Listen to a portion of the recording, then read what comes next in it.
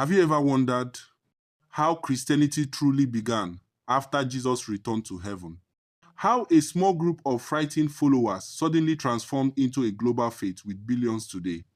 Was it magic, a miracle, or something deeper? Today on Faith Lab, we will break down the story step by step.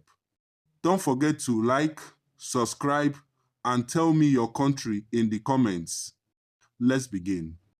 After his resurrection, Jesus spent 40 days teaching his disciples, preparing them for what was coming next. He told them, "Is greater than do not leave Jerusalem. Wait for the gifts my Father promised." And then on Mount Olives, Jesus ascended into heaven. The disciples stood speechless. Imagine watching your master rise into the clouds and disappear. But the biggest part is this: he did not leave them powerless. He promised the Holy Spirit. This promise changed history. Around 120 believers gathered in a simple room in Jerusalem. No church building, no microphone, no Bible yet. Just prayer, unity, and obedience. Then suddenly everything changed. A rushing wind filled the room. Tongues of fire rested on each person. They began speaking in languages they never learned. This was the Holy Spirit, the power Jesus promised. From that moment, Christianity was born. Remember Peter, the same man who denied Jesus 3 times? He stood before thousands and preached with boldness. His first sermon converted 3,000 people in one day. This is why people followed Christianity. They saw transformed lives. They saw miracles. They felt love and unity. They felt the power of God. Christianity grew not by force, but by fire. The disciples healed the sick. The lame walked. The blind saw. Demons fled. People said, "These men have been with Jesus."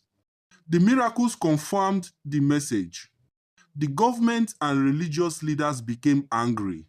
Christians were arrested, beaten, and even killed. But something strange happened. The more they were persecuted, the faster Christianity spread. Believers fled Jerusalem and carried the message to Judea, Samaria, Egypt, Ethiopia, Syria, Turkey, Rome. This turned Christianity into a global movement. Saul was one of the most feared persecutors. He arrested Christians and dragged them to prison. But on the road to Damascus, a bright light blinded him. Jesus spoke, "Is greater than Saul. Why are you persecuting me?" Saul was transformed into Paul, the greatest missionary in Christian history. He traveled across Africa, Asia, and Europe preaching the gospel. He wrote letters that later became the New Testament. Many people don't know this. Africa is one of the first places Christianity reached. The Ethiopian eunuch in Acts 8, the early African church in Alexandria, Simon of Cyrene, who helped Jesus, North African church fathers like Augustine. Africa has been part of Christianity from the beginning. Romans tried to destroy Christianity. Kings tried to silence it. Governments banned it.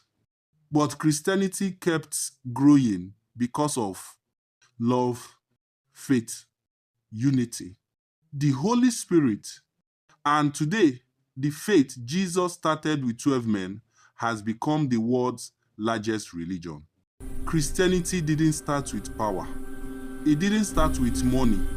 It didn't start with armies. It started with faith, fire, and the Holy Spirit. Comment your country and I'll make the story of how Christianity came to your nation